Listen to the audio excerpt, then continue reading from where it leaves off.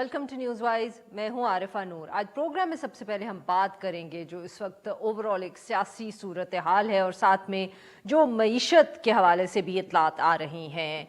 हुकूमत का अगर जिक्र किया जाए तो अब बार बार उनकी तरफ से इशारे आ रहे हैं कि इंतखाबात जो हैं दो सूबाई असम्बलियों के वो शायद वक्त पर ना हो सकें। आज ही जो वज़ीर हैं बराए रेलवे ख्वाजा साद रफ़ीक साहब, उनका ये बयान सामने आया है कि मुल्क में बार बार इंतखाबात तो नहीं हो सकते, काम भी करना है, हर वक्त तो इंतखाबात नहीं हो सकते, तो एक ही वक्त में इंतखाबात होंगे। कौमी असम्बली के साथ ही पंजाब और खैबर पख्तूनख्वा में इंतखाबात हो सकते हैं। इसके साथ साथ आज डॉन अखबार में भी फ्रंट पेज पे ये खबर थी कि जो गवर्नर्स हैं खैबर पख्तूनख्वा और पंजाब के, उनकी मुलाकात हुई गुज़िश्ता रोज़ और उन्होंने भी इत्तफ़ाक़ किया है कि जो मौजूदा हालात हैं इनमें अलहदा इलेक्शंस जो हैं वो बिल्कुल मुमकिन नहीं है और बेहतर यही है कि जैसे कि माजी में एक प्रैक्टिस रही है सब इंतखाबात एक ही दिन हों। दूसरी तरफ पाकिस्तान तहरीक इंसाफ को भी ये अंदाज़ा है कि हुकूमत क्या सोच रही है। आज ही इमरान खान साहब की भी जो एक बयान सामने आया उसमें उन्होंने यही कहा है अपने पार्टी के लीडर से कि अगर 90 दिन के अंदर अंदर इंतखाबात नहीं होते तो वो जेल भरो तहरीक जो है उसको शुरू कर देंगे। सियासी बहरान अपनी जगह, दूसरी तरफ हुकूमत की जो नेगोशिएशंस हैं, मुज़ाकरात हैं IMF के साथ, वो जारी हैं। ये इत्तला आ रही है कि अगले चंद रोज़ के अंदर बहुत से मुश्किल फ़ैसले एकदम हुकूमत करेगी, जिनमें ऑब्वियसली पावर टैरिफ्स जो हैं उनको बढ़ाना होगा, वहाँ जो सब्सिडी दी जा रही है उसको ख़त्म करना होगा, तरक्याती बजट जो है उसको काटना होगा, एडिशनल टैक्सेस इम्पोज करने होंगे, LCs पे भी जो बंद हुई हैं इम्पोर्ट्स और LCs नहीं खोली जा रही, वहाँ भी ये सब रिस्ट्रिक्शंस ख़त्म करनी होंगी। और अगर की ख़त्म तो कैश भी इतना नहीं है, जो हमारे फॉरेन रिजर्व्स हैं वो भी काफ़ी नहीं है। ऑब्वियसली ये मुश्किल फ़ैसले अब लेने तो हैं हुकूमत ने, मगर अगर लिए तो इनका सियासी नुकसान भी बहुत ज़्यादा है। इसी वजह से ये जिक्र हो रहा है कि इलेक्शन जो हैं एक वक्त में हो नहीं सकते। इन सारे इशूज़ पे बात करने के लिए आज हमारे साथ राना एहसान अफजल साहब, वज़ीर आज़म के कोऑर्डिनेटर बराए ट्रेड, हमारे साथ मौजूद है हसन खावर साहब, एडिशनल सेक्रेटरी इत्तेहाद तहरीक इंसाफ, और हमें ज्वाइन कर रही हैं मेमल सरफराज साहिबा, सहाफ़ी हैं, तज्जियाकार हैं। Welcome to the show all of you. जी राना साहब, आपसे सर गुफ्तगू का आगाज़ करेंगे। ऑब्वियसली सर बहुत आपकी जो पार्टी है उसके मुख्तलिफ लीडर्स जो हैं बयान पे बयान सामने आ रहे हैं कि इलेक्शंस जो है वक्त पे नहीं हो सकते। कभी कहते हैं कि सिक्योरिटी सिचुएशन ठीक नहीं है, कभी कहते हैं पैसे नहीं हैं, कभी कहते हैं काम करना है, इलेक्शंस होंगे तो काम किस वक्त होगा मुल्क में। सर ये मतलब क्या you just testing the waters, या फैसला कर लिया है कि जितनी भी कोशिश हो सकती है इलेक्शंस को डिले किया जाएगा और एक ही दफ़े अक्टूबर में सब इलेक्शंस करेंगे? बिस्मिल्लाहिर्रहमानिर्रहीम। देखें, सबसे पहले तो ये जो प्रेरोगेटिव है कि इलेक्शंस कब होने हैं, कैसे होने हैं, ये ECP का प्रेरोगेटिव है। हुकूमत अपना ओपिनियन दे सकती तो है, सर उसके जो मिनिस्टर्स। ख्वाजा साद रफीक साहब, कभी आजम नजीर तारड़ साहब, कभी आपके गवर्नर्स, वो क्यों गुफ्तगू कर रहे हैं फिर इस पे, अगर ये ECP का मैं वही प्रेरोगेटिव है कि तो? हम अपना ओपिनियन दे सकते हैं, हम हकायक जो हैं वो बयान कर सकते हैं, और मेरे ख्याल से जो ओपिनियन और हकायक हमारे जो हम पेश कर रहे हैं, ये जो लोग हैं वो काफ़ी हद तक ठीक हैं। देखें, $3 बिलियन के आपके पास इस वक्त रिजर्व्स मौजूद हैं, नंबर एक। नंबर दो, एक सियासी पोलराइजेशन है। फिर उसके अलावा मैं समझता हूँ कि जो जो इकोनॉमिक सिचुएशन एक तरफ, फिर जो मुल्की हालात हैं लॉ एंड ऑर्डर के, वो एक तरफ। तो और फिर ये पहली दफा ऐसे होगा कि आपके जो इलेक्शंस हैं वो आज होंगे और उस पर उतना ही खर्चा आएगा जितना जनरल इलेक्शंस में जो अक्टूबर में जो ड्यू हैं। तो ये एक डुअलिटी ऑफ एक्सपेंसेस भी होंगे। तो ये सारे मामलात को जब देखते हैं तो उसके अंदर जो जो सिचुएशन नजर आती है वो यही है कि बेहतर है कि इलेक्शंस जो हैं वो एक साथ हो जाएं। और उसके अंदर आइन की बात की और जाती है सर कि उसके जी अंदर कॉन्स्टिट्यूशन जी, और अगर आइन की खिलाफ वर्जी होती है तो खैर है।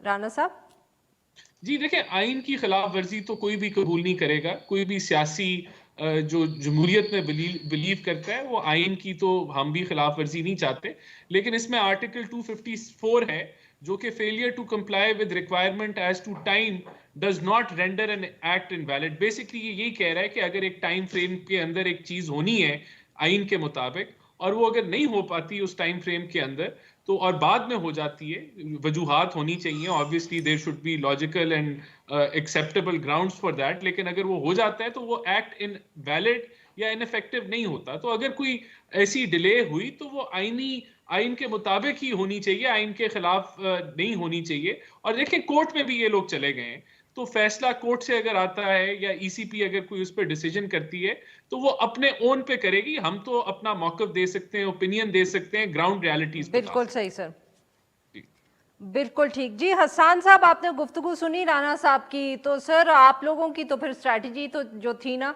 वो तो फेल हो गई। आप लोगों ने सोचा था आप इलेक्शन जो है वो फोर्स करवा लेंगे हुकूमत से, वो तो आपने जो असेंबलियां तहलील की हैं उनके भी इलेक्शंस नहीं करवा रहे, और कैबिनेट्स ऐसी लेके आए हैं कि आपको लग पता जाएगा अगले 6 महीने में। अच्छा देखें, पहले तो मैं आपको बताऊं कि मुस्लिम लीग नून की हालत इस वक्त उन बच्चों के ग्रोह की तरह है जिन्होंने सारा साल मेहनत नहीं की, अब आ गए हैं पर्चे सुने। अब वो रोज उठ के नया बहाना करते हैं, कभी कहते हैं हमें बुखार है, कभी कहते हैं जी टांग में दर्द है, कभी कहते हैं सर में दर्द है। इनकी ख्वाहिशात के ऊपर तो मुल्क नहीं चलाया जा सकता ना। मुल्क चलाने के लिए 1973 में पूरी कौम इकट्ठे आई थी। सकता ना, मसला तो यही है। नहीं, हमारे किसी की ख्वाहिशात पे मैं ये तो कह रहा हूँ। 1973 में पूरी इकट्ठे हुई, एक आइन बनाया और ये फैसला किया कि इस मुल्क को इस आइन की रोशनी नहीं चलाना, फिर आइन को फारिग कर दें। और अगर आइन को लेके चलना है तो आइन में ये गुंजाइश नहीं है। ये जो मंतक है ना, जो राना साहब ने दी और बाकी लोगों ने भी, इनकी पार्टी ने आर्टिकल 254 की दी है, इस मंतक के मुताबिक तो आइन में कोई भी चीज टाइम पे करने की जरूरत ही नहीं है, बस तो फिर अपनी मर्जी के मुताबिक कर लें। इनकी पार्टी को आर्टिकल 254 नहीं, आर्टिकल 6 पढ़ने की जरूरत है। आर्टिकल 6 ये कहता है कि अगर आप आइन को सबवर्ट करेंगे, संगीन गद्दारी तस्वुर होगी, संगीन गद्दारी। अच्छा हसन साहब, बट इशू तो सर इस वक्त ये है ना कि अगर वो नहीं मानते, वो इलेक्शंस नहीं करवाते, तो आप लोग क्या करवा लेंगे, कर लेंगे हैं? कैसे करने का करे पड़े, हमें भी समझाए ना सर।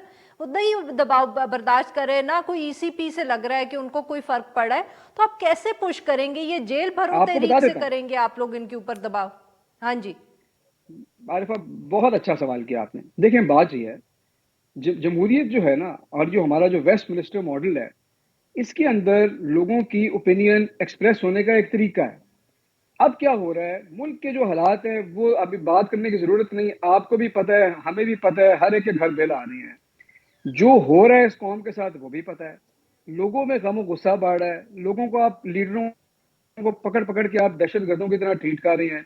अब ये प्रेशर कुकर है, आपने आग पे रखा हुआ है, आग आप पेश करते जा रहे हैं, स्टीम निकालना नहीं चाह रहे, तो कुकर फट जाएगा। फिर ये तो जो इलेक्शन है, ये तो स्टीम निकालने का तरीका है। अब आपने कहा कि हम क्या कर रहे हैं, मैं आपको समझा दूं। इमरान खान साहब लीडर है ना, लीडर का क्या काम है कि जो कौम के जज्बात हैं उसको एक एक्सप्रेशन देना है। तो ये एक तरीका समझ आया, नॉन वायलेंट।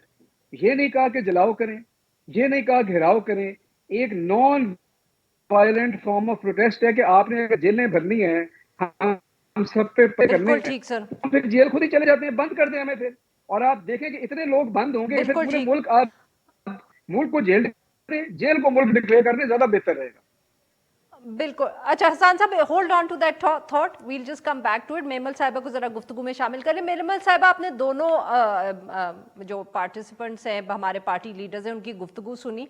आपके ख्याल में इस वक्त कोई मिसकैलकुलेट इनमें से कर रहा है तो कौन कर रहा है? कोई अगर किसी को खुश फहमियां हैं तो किसको हैं? I mean, who is being to optimistic here and who is miss reading the situation? तो देखिए आरफा, एक तो मैं ये कहूंगी कि जब ऑपोजिशन में होती है ना पॉलिटिकल पार्टीज, तो उनको आइन बहुत याद आता है।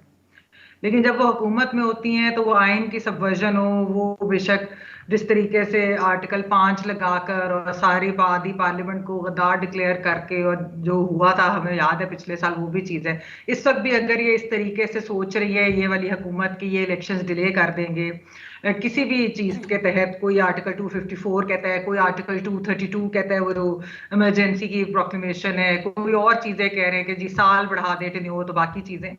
मेरे ख्याल में आइन की पासदारी सब सियासतदानों को याद रखना चाहिए कि बहुत अहम है, और वो इसलिए अहम है कि अगर आइन की पासदारी ये सियासी जमातें नहीं करेंगी तो फिर गैर जमहूरी ताकतें जो है वो उसका फायदा उठाती हैं। ये हमने पहले भी देखा है, इस मुल्क की तारीख है। और ये ना हो कि इस वक्त ये इस चीज में कि हमने कोई बड़ा मास्टर स्ट्रोक खेल लिया है, एक पार्टी कहती है हमने मास्टर स्ट्रोक किया है, दूसरी कहती है हमने मास्टर स्ट्रोक किया है। ये जो सारी चीजें कर करके ऐसा ना हो कि एंड के ऊपर ये हमारी पूरी पूरी जमहूरियत के साथ ही कुछ हो जाए, जमहूरियत ही ना रैप अप हो जाए। ऐसे ही नहीं हम बातें सुन रहे टेक्नोक्रेटिक सेटअप की, लंबे टेक्नोक्रेटिक सेटअप की। वो आपको पता ही है आरिफा कि जब बांग्लादेश में एक दफा वो आया था, जिसको बांग्लादेश मॉडल बिल के कहा जाता है, 2006 की गालिबन बात है, तो उस वक्त से पाकिस्तान में जब से जमहूरी हुकूमतें वापस आई हैं जनरल मुशर्रफ के जाने के बाद से, हम हर वक्त बांग्लादेश मॉडल ही सुन रहे होते हैं। जब भी इलेक्शन आने वाले होते हैं हमें ये बात जो है कही जाती है बांग्लादेश मॉडल, बांग्लादेश मॉडल। पता नहीं इसके साथ क्या कोई फैंटेसी है किसी की, क्या चीजें इससे भी बड़ी उनकी किसी का लगाव है। तो ये जो चीजें हैं ना, मेरे ख्याल में इस वक्त सियासी जमातों को ये सोचना चाहिए। जो एपीसी जो कि वैसे तो सेकेंड टाइम पोस्टपोन होगी है, लेकिन होगी तो जरूर। मेरे ख्याल में जो ऑल पार्टीज कॉन्फ्रेंस है इस वक्त सबसे अहम चीज वो है। जब तक ये सारी सियासी जमातें, अगर इनको लगता है, पीटीआई को लगता है वो नून के साथ कुछ करके, या पीपल्स पार्टी पीडीएम के साथ जब वो हुकूमत में थे जिस तरह सबको जेल भराओ वो करा रहे थे, अगर पीडीएम को ये लगता है कि इस वक्त पीटीआई के लोगों को जेलों में डाल लेंगे तो इससे कोई मसले हल हो जाएंगे, ये मसाइल का हल नहीं है। जब तक ये सब आपस में नहीं बैठेंगे, ये नया चार्टर ऑफ डेमोक्रेसी नहीं साइन करेंगे, ये नया चार्टर एक प्रॉपर चार्टर ऑफ इकोनॉमी नहीं साइन करेंगे, जब तक ये इन मसाइल के ऊपर कंसेंसस नहीं बनाएंगे। आरिफा देखिए इस वक्त टेररिज्म वापस आ रहा है पाकिस्तान के अंदर, इस वक्त आप अपने मुआशी मसाइल देख लें, सियासी अनसर्टेनिटी तो है ही है, इतने खौफनाक किस्म के जो इस वक्त मंजरनामा है हमारे सामने है। तो मेरे ख्याल में जब तक ये सियासी जमातें एक दूसरे के साथ नहीं बैठेंगी और यही करती रहेंगी कि मैं आपके साथ ये कर लूंगा, मैं आपके साथ ये कर लूंगा, कोई कुछ नहीं कर सकता, and it will actually be detrimental to democracy in the end. Rana sahab, ये जो बात की महमल साहिबा ने, सर सही तो कह रही हैं, गुफ्तगू आजकल बहुत हो रही है, कभी कोई कहता है टेक्नोक्रेटिक सेटअप आ जाता है, आ जाएगा, आप लोगों से भी संभाली नहीं जा रही, और यहाँ भी कहा जाता है कि आप लोग बल्कि खुश होंगे कि ये जो मुश्किल फैसले करने की जिम्मेदारी है, अब इसका बोझ आप लोगों से भी हटा दिया जाए, आप लोग भी ऑपोजिशन का हिस्सा बन जाएं और कहें कि हमारे साथ बड़ी ज्यादती हुई है। Is there any truth to this sir? और अगर हुआ तो आप लोग क्या करेंगे? देखिए, सबसे पहले तो ये इन्होंने जब असेंबलियां तहलील की, केपीके की और पंजाब की, तो इनका भी यही वजह थी तहलील करने की कि जनरल इलेक्शंस हो जाएं। ये दो सूबों में खाली इलेक्शंस नहीं चाहते थे। अब उसमें जो गैप है वो चंद महीनों का है। अगर आइन ने इजाजत दी और एक आइनी तरीका हुआ तो ये मुमकिन है कि वो इलेक्शन जो हैं वो इकट्ठे और चंद महीनों बाद हो जाए। इलेक्शन से कोई नहीं भाग सकता। और फिर मैं रिपीट करूं कि ये फैसला हमने नहीं करना, इसमें गवरनमेंट का फैसला ये नहीं। मैं तो टेक्नोक्रेटिक सेटअप का पूछ रही थी, आप मुझे ईसीपी का बताने लग पड़े। मैं वही बता रहा हूँ कि अच्छा, टेक्नोक्रेटिक सेटअप देखें, जमहूरी आदमी तो कभी भी नहीं चाहेगा कि कोई टेक्नोक्रेटिक या डिक्टेटोरियल सेटअप आए, और ये फेल हो चुके हैं सेटअप, ये आज तक डिलीवर नहीं कर पाए। तो मैं तो एग्री करूंगा कि अगर कोई हल निकलना चाहिए था तो असूली तौर पे तो मैं समझता हूँ असेंबलियां तहलील नहीं होनी चाहिए थी, लेकिन अगर कोई हल निकल सकता है तो वो बैठ चीज के ही निकलेगा। और उसका रास्ता जो है वो वजीर आजम शहबाज शरीफ ने एपीसी की जो दावत दी इमरान खान साहब को, वो एक सोल्यूशन है कि उससे कोई बातचीत बढ़े और वहां से मामला और भी मामला पे कंसेंसस डेवलप हो। मैं नहीं समझता कि पीडीएम एपीसी में आपने डिस्कस क्या करना है सर? देखिए, एपीसी में आपने डिस्कस क्या करना है? क्योंकि अब आप कह रहे हैं कि टेक्नोक्रेटिक सेटअप पे मैंने सवाल किया तो आपने कहा एपीसी से जवाब निकल सकता है। एपीसी से क्या जवाब निकलेगा सर टेक्नोक्रेटिक सेटअप के हवाले से? मैंने तो जो मुल्क के मसाइल, जो करंट दो ही इश्यूज हैं, एक तो टेररिज्म वाकई उभर रहा है, दूसरा जो मुल्क का बड़ा मसला है वो मईशत का है, और फिर ये इलेक्शंस वगैरह और ये बाकी चीजें हैं। जब आप बैठते हैं एक दूसरे के साथ, बेशक हम दहशतगर्दी के ऊपर बैठे, लेकिन वहां से आपकी बातचीत का सिलसिला आगे भी बढ़ सकता है। देखिए, हमारी तो ख्वाहिश थी असेंबलियों में आते, इन्होंने असेंबलियां तहलील कर दी, फिर जो है वो इनको नेशनल असेंबली से भी फारिग कर दिया। वो कहने का मतलब ये है, आज फिर हमने मिसाके मीशत की पहले भी बात की, आज हम एपीसी पे बैठने की बात कर रहे हैं।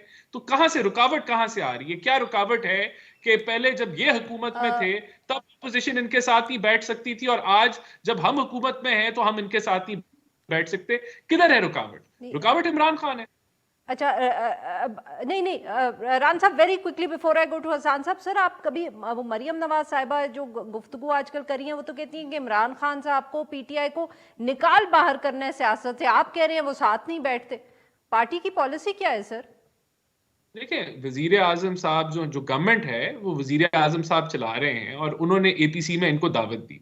दूसरी तरफ मरियम बीबी जो हैं पार्टी की तंजीम को चला रही हैं, वो चीफ ऑर्गेनाइजर हैं पार्टी की, वो अपना पार्टी मौकफ दे रही हैं।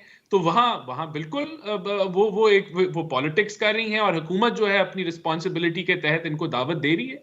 तो मैं समझता हूं कि ये दोनों चीजों को आप सेपरेट भी कर सकते हैं, तो लेकिन सर, ये कि हो सकता है इमरान खान साहब भी सियासत ही कर रहे हो। अच्छा, चले हसान साहब को गुफ्तगू में शामिल करते हैं। जी हसान साहब, बताएं एपीसी पे आप लोगों ने क्या फैसला किया है? आप लोग भी एपीसी पे एक बात नहीं करते।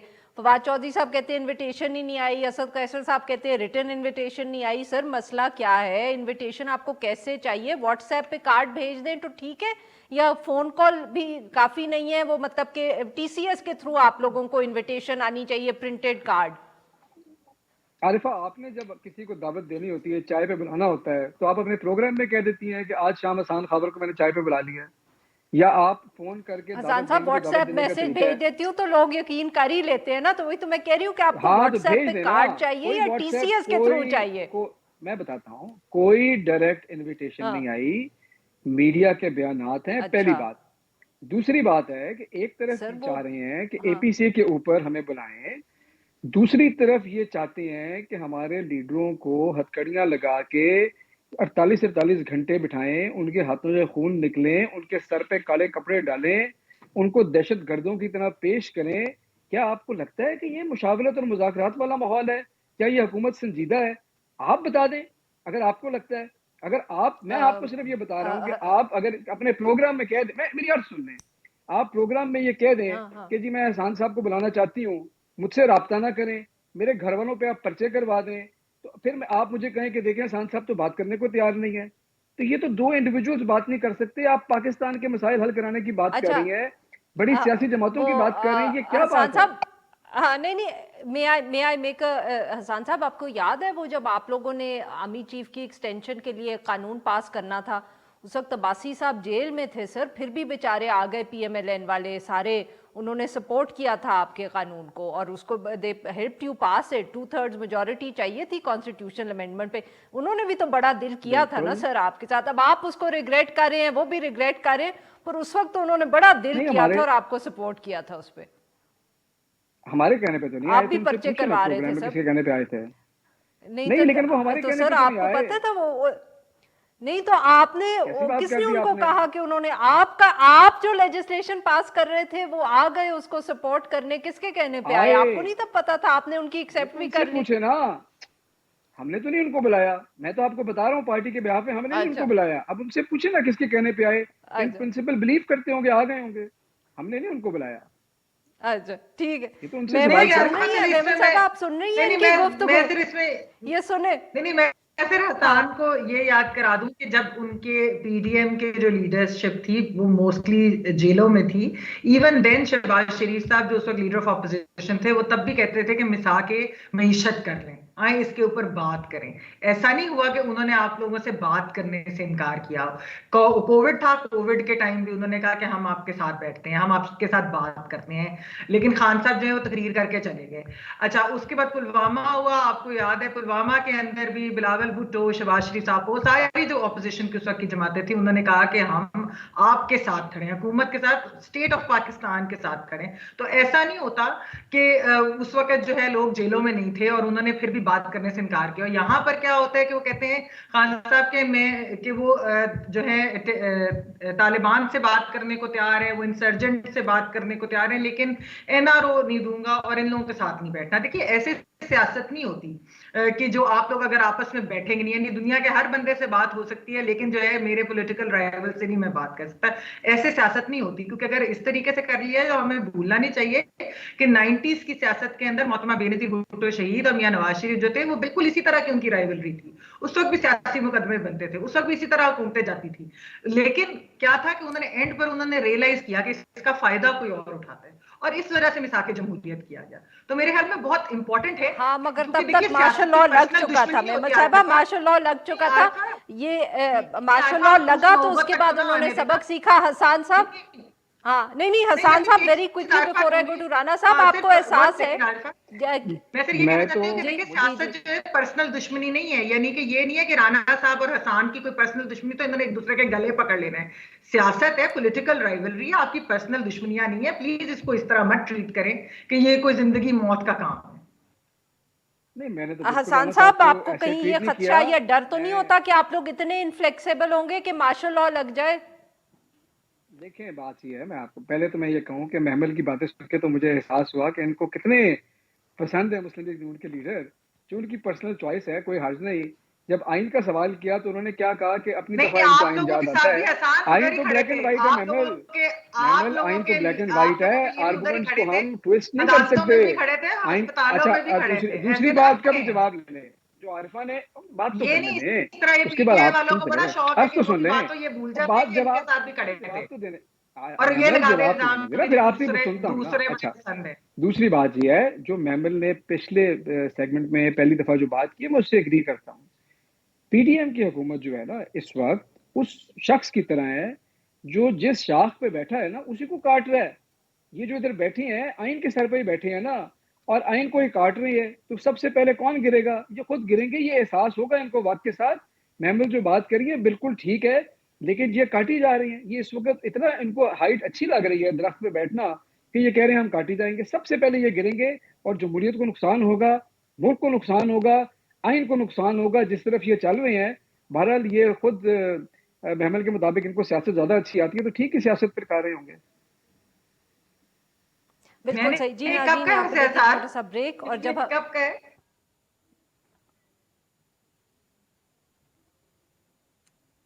जी हसन साहब, महमल साहब आपसे सवाल पूछ रही हैं।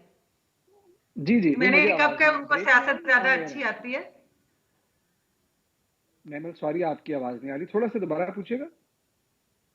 मैंने कब कहा कि उनको सियासत ज्यादा अच्छी आती है, और वैसे मैं मुझे आप लोगों के लीडर्स भी बड़े पसंद है। आप लोगों के साथ भी हम भी खड़े थे, याद करें, भूलिएगा मत। आपने कहा है ना, आपने अभी कहा ना कि ऐसे नहीं सियासत होती। सियासत ऐसी होती है जैसे शहबाज शरीफ साहब हर वक्त बात करने को तैयार होते थे, तो यही इम्प्लाई किया था ना आपने, तो उसका जवाब दे रहा हूं। अच्छा, चलें जी, I am sorry, I have to take a break here. माफ कर, आप दोनों की बात काट रही हूँ। I have to take a break here. और नाज़रीन, जब हम ब्रेक से वापस आएंगे तो राना साहब बहुत खामोशी से और तअम्मुल से हम सबकी गुफ्तगू सुन रहे, उनसे सवाल पूछेंगे। स्टे विद अस।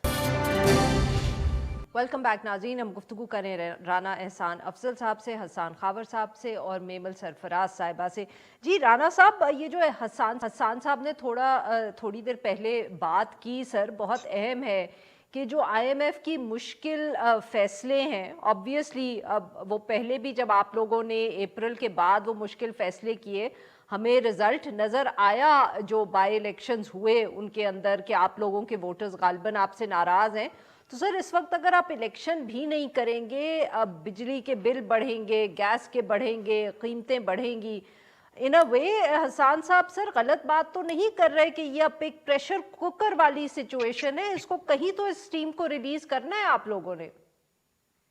देखिए, अगर हम ये फैसले नहीं करेंगे तो फिर जो नतीजा है वो इससे भी भयानक होगा, और वो डिफॉल्ट का या श्रीलंका जैसा जो मैं तो इलेक्शंस के हवाले से बात कर रही थी। मैं ये नहीं कह रही थी कि आप IMF के फैसले ना करें, मैं कह रही हूँ कि स्टीम रिलीज कैसे करेंगे सर, जो इन फैसलों की वजह, ये जो IMF के फैसले ये तो करने पड़ेंगे, उससे प्रेशर बढ़ेगा, तो वो कैसे आप रिलीज करेंगे अगर आप इलेक्शंस भी नहीं करवाएंगे? तो देखिए, हमारे पास अगस्त तक का टाइम है, हम अगस्त तक का टाइम अपना मुकम्मल करेंगे और उसके बाद इलेक्शंस कोई भी नहीं कुव्वत रोक सकती। वो आइन के मुताबिक फिर इलेक्शंस जो हैं वो 90 दिन बाद या 60 दिन बाद होने, तो उस टेन्योर तक जो हम कर सके इस मुल्क के लिए, अगर हम जो है इसकी इकोनॉमी को स्टेबलाइज कर लेते हैं, तो वो हमारे लिए ये बहुत बड़ी जीत होगी।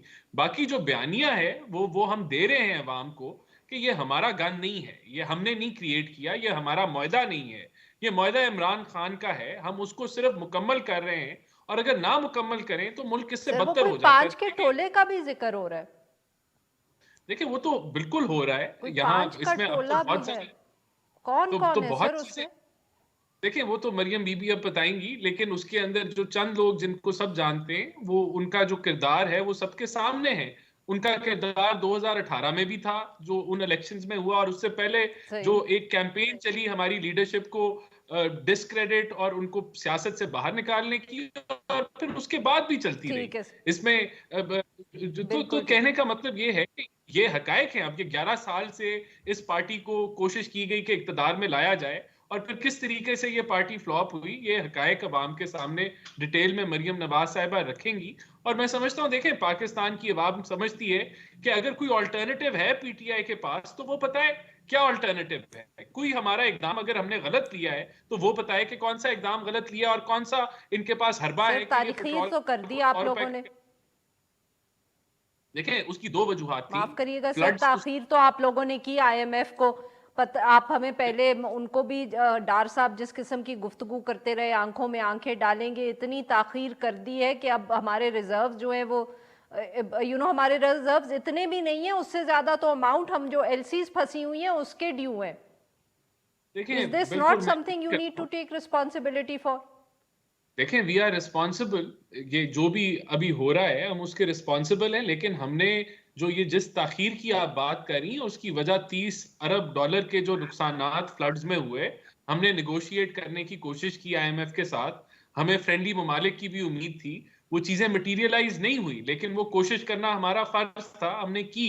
और अभी जो है जब वो पता चल गया कि वो नहीं मुमकिन कि उसके साथ हमें कोई रिलीफ मिले, तो हम अब मुआहदे को आगे लेके बढ़ रहे हैं। ये फैसले पहले हो जाते बेहतर होते, लेकिन ये कोशिश अगर की गई तो सही, उसकी गलती, आप कहें कि ये जान के की गई, तो नहीं, जान के नहीं की गई, ये एक जेन्युइन हमारी प्ली बनती थी, वो हमने उस पे वर्किंग की, दुनिया को सुनना चाहिए था, नहीं सुना, तो अब हम आगे बढ़ रहे।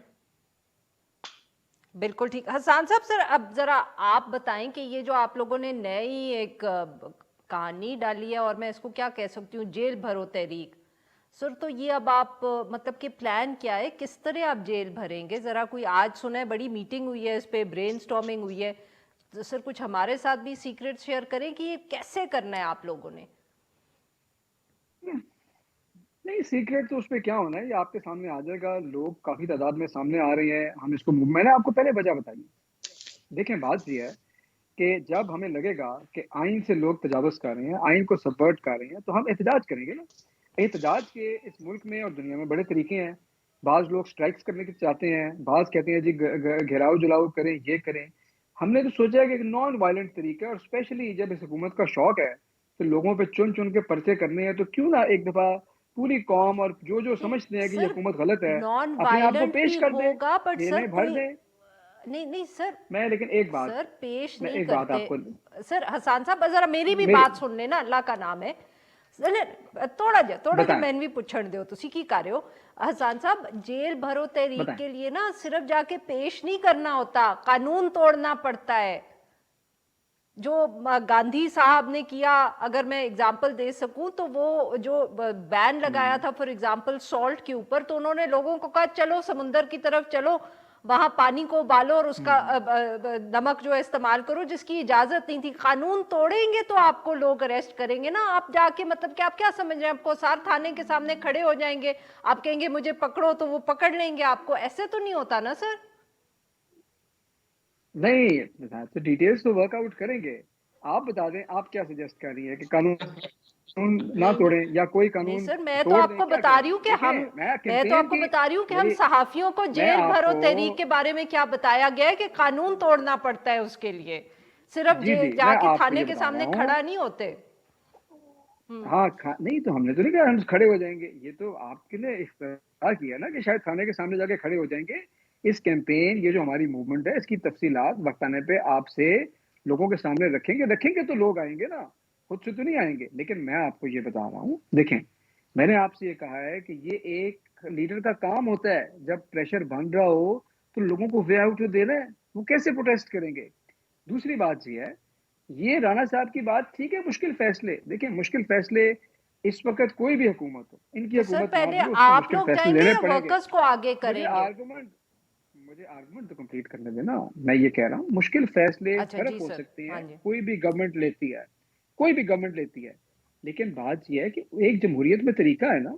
अब पंजाब और केपी के इंतखाबात तो ड्यू हो रहे हैं मजीद 60-65 दिन के अंदर।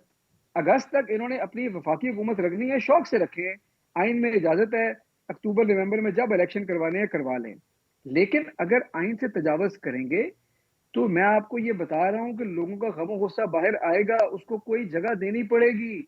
सही है। पहले ये जो 25 मई के वाकयात हुए हैं, देखा है ना आपने क्या हुआ ज़मीनी इंतखाबात में, लेकिन प्रेशर रिलीज हो गया ना, लोगों ने देखा, उन्होंने निकले, उन्होंने वोट किया हमारे लिए, उनको भी लगा कि यार हमारी आवाज सुनी गई। अब आप ये चाह रही ठीक है हैं कि सर। लोगों की आवाज भी बंद रहे, मुश्किल फैसलों का ढेर भी उनके ऊपर हो, हम हुकूमत में भी बैठे रहें, अपनी मर्जी के वक्त पे इलेक्शन हो, और वो मर्जी का वक्त नहीं आना अक्टूबर नवंबर तक। इनके ख्याल में सही। कोई आवाम को बड़ा रिलीफ दे देंगे तो वो होना नहीं है। तो ये बड़ी वाज़ेह बात है। लेकिन अब ये आग से अगर खेलना चाह रहे हैं तो जाहिर है कि फिर इनको अब समझ नहीं इस वक्त आ रही, तो ये खेल लेंगे इस वक्त जो नजर आ रहा है। ठीक है, ठीक है। और अच्छा एक सर, बात सिर्फ मुझे मैं ये करूंगा सिर्फ मेमल आखिर साहिबा में, को भी, हाँ जी, very quickly election sir, I am running out of time, election मेमल साहिबा को भी वक्त देना है जी। इलेक्शन की इलेक्शन की डेट इलेक्शन कमीशन ने नहीं देनी। उन्होंने कोई सूबाई इलेक्शन पे एतराज नहीं किया, उन्होंने गवर्नरों को खत लिख दिए हैं, इनके गवर्नर्स हैं जिन्होंने इलेक्शन की डेट नहीं दी। द ओनर्स इज बिल्कुल ऑन ठीक, them, not on election commission. बिल्कुल ठीक सर। जी मेमल साहिबा, आपको लगता है कि कोई जो अगर डिले भी होगा इलेक्शंस तो पाकिस्तान तहरीक इंसाफ का कोई नुकसान होगा? लोग इकोनॉमी की वजह से वैसे ही इतने अपसेट होंगे कि शायद उनको फायदा हो जाए, चाहे इलेक्शन अब होते हैं या 6 महीने बाद होते हैं। देखिए आरिफा, पहले तो मैं कहूंगी कि इलेक्शंस के अंदर जो है डिले नहीं होना चाहिए। जो आइन के अंदर 90 दिन का टाइम है उसी के मुताबिक होने चाहिए। इलेक्शन कमीशन ने तो गालिबन पंजाब के अंदर अप्रैल 9 से 13 और खैबर पख्तूनख्वा में उन्होंने अप्रैल 15 से 17 की डेट सजेस्ट की हुई है। अब वाकई ये जो ओनस है ये गवर्नर्स और इनके ऊपर है कि ये चीज को जल्द से जल्द अनाउंस कर दे, क्योंकि इसका ठीक है वो बेशक 254 के कोई भी और चीज के, लेकिन जो एक बात है स्पिरिट ऑफ द कॉन्स्टिट्यूशन होता है उसके अंदर कोई इस तरह की आईनी गुंजाइश नहीं है कि ये इलेक्शन डिले कर सके। जहां तक आपने कहा कि किसका नुकसान होगा, पीटीआई का होगा या फायदा होगा, बात ये देखिए, एक तो चीज मैं बिल्कुल हसन से एग्री करती हूँ कि फौरी रिलीफ तो बिल्कुल नहीं मिलेगा किसी भी चीज से, जो मर्जी कर ले। ये हुकूमत जो भी मुश्किल से मुश्किल फैसले लेगी उसका तो बिल्कुल भी रिलीफ नहीं उसके बाद तो मिलेगा ना आवाम को। एक्चुअली बहुत सारी डिफिकल्टीज आएंगी, बहुत सारी मुश्किलात आएंगी, लेकिन ये मुश्किल फैसले करने ही हैं। क्योंकि आरिफा देखिए, हमारे यहाँ जितनी भी हुकूमतें आई हैं, मुझे आप ये देखिए इस वक्त पाकिस्तान में जो रियल एस्टेट है उसमें तकरीबन पाकिस्तान की 80% वेल्थ जो है वो रियल एस्टेट के अंदर है, 88 ट्रिलियन ये एक रिपोर्ट के तो मुताबिक। तो अगर इतनी ज्यादा वेल्थ जो है उसके अंदर और वो टैक्स ही नहीं होता, यानी आपकी प्रॉपर्टी टैक्स अगर इंडिया के, यानी कि इंडिया का एक शहर पुणे जो है वो सिंध से ज्यादा टैक्स इकट्ठा कर देता है, या चेन्नई जो है वो पंजाब के बराबर, इस तरह कह रहे तो उनके छोटे छोटे शहर जो है ना वो आपके सूबों के बराबर कर रहे हैं। तो ये मुश्किल फैसले आप क्यों नहीं लेते, या इस तरह की चीजें आप क्यों नहीं लेते? दूसरा, आपने कहा कि इलेक्शनों से मेरे ख्याल में अगर इलेक्शन डिले करेंगे और इस तरह की कोई चीज करेंगे, इसका नुकसान होगा हमारे पूरे के पूरे सिस्टम को। इससे पहले कि सिस्टम पैकअप हो जाए, इन सबको सोचना चाहिए कि क्या करना है। बिल्कुल सही। बहुत बहुत शुक्रिया हमारे तीनों का, उन्होंने हमारे लिए वक्त निकाला। नाज़रीन, यहाँ पे लेंगे एक छोटा सा ब्रेक, और जो हम ब्रेक से वापस आएंगे तो हम बात करेंगे जो तुर्की में अर्थक्वेक आया है उस हवाले से। Stay with us. Welcome back. Program के आखिर में हम जिक्र करेंगे तुर्की और शाम में जो ज़लज़ला आया है जिसकी वजह से एक बहुत बड़े पैमाने पे नुकसान जो है वो देखा जा सकता है। ताज़ा तरीन मीडिया रिपोर्ट्स के मुताबिक गुज़िश्ता रोज़ जो था ये ज़लज़ला आया, 2 ममालिक में। अब कहा जा रहा है कि अब तक जो हलाकतों की तादाद है वो 5000 से ज़ायद है। मजमूई तौर पर 6000 से ज़ायद इमारतों को नुकसान पहुंचा है। अमेरिकन जियोलॉजिकल सर्वे के मुताबिक जो ज़लज़ला था उसकी शिद्दत 7.8 रिकॉर्ड की गई है, और अब तक 120 आफ्टर शॉक्स जो हैं वो आ चुके हैं। कहा यह भी जा रहा है कि जो सर्दी की सूरत हाल है और बर्फ़बारी भी है कई इलाकों में, तो उससे भी जो सर्वाइवर्स हैं उनके मुश्किलात जो है वो बढ़ गई हैं और लोग खौफज़दा भी हैं, जो क्योंकि आफ्टर शॉक्स जो हैं वो अभी तक थमे नहीं। इस सारी सूरत हाल पे बात करने के लिए आज हमारे साथ मौजूद हुमा अरसलान साहिबा, ये टीचिंग के शोबे से ताल्लुक़ रखती हैं और इस्तांबुल में बेस्ड है। Welcome to the show Huma sahiba ji. क्या सूरत हाल है इस वक्त हुमा साहिबा ज़लज़ले के हवाले से, और सर्वाइवर्स के बारे में क्या इत्तलात आ रही हैं? So basically, Tuji, I can tell you exactly what you already know, because that area we are talking about, it's south of Turkey and it's right next to the Syrian border.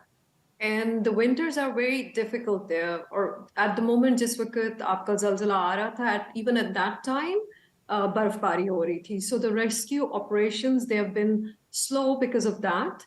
But the only upside is this, that even after 24 hours, they have found many people buried under the rubble alive. There are some children which have been found. The deadliest episode was experienced in Hatay, which is one of the biggest cities in the east of Turkey. So the cities affected are Adana, Aleppo, Hatay, and Malatya. And of course, they are densely populated. Or Aleppo, as we all know, it's where we have the most of Syrian refugees. So ये community already बहुत marginalized थी, and after this earthquake, इनकी थोड़ी सी मुश्किलात और ज़्यादा बड़ी हो गई हैं. And this is why हम सब इस वक्त we are in state of national mourning. The president has said that there would be a national mourning for 7 days. Or so basically rescue operations के हवाले से हुमा साहिबा, अगर आप हमें कुछ बता सकें कि कितनी तेजी से, आपने कहा कि बहुत से लोगों को जो है वो मलबे के नीचे से जिंदा निकाला गया है, मगर कितनी तेजी से ये ऑपरेशन चल रहा है अभी, और कितने दिन आपके ख्याल में सिर्फ रेस्क्यू होगा, और जो जख्मी हैं उनके लिए वहाँ कितने फील्ड हॉस्पिटल्स या इस तरह की तिब्बी इमदाद कितनी इफेक्टिवली मौजूद है? So what I can tell you is this, KG, death toll, as you told already, it's about 5,000, something like 1,500 in Syria, and Syrian authorities, and they're already in constant touch with Turkey. We have lots of European Union countries helping us at the moment, and neighboring countries like Azerbaijan, they are involved, the United Nations are involved. And the injuries at the moment are above 22,000. 8,000 people have been rescued, or there are almost 53,000 rescue workers at the ground at the moment, and quite a few from other countries as well. So the response has been quick, but as we all know that these things take time, and I think for at least 3 months, the rehabilitation and all these processes would be going on. So the state is in kind of emergency for 3 months at least. बहुत बहुत शुक्रिया, आपने हमारे लिए वक्त निकाला। नाज़रीन के लिए बस इतना ही। We'll be back tomorrow at the same time.